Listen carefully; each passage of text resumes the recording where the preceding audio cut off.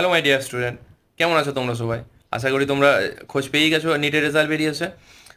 এই ভিডিওটি তাদের জন্য যাদের র্যাঙ্ক এসেছে মূলত 1 লক্ষ থেকে 2 লক্ষের মধ্যে, এবং যারা open category, basically general category. তারা কি গভর্নমেন্ট কলেজ পাবে?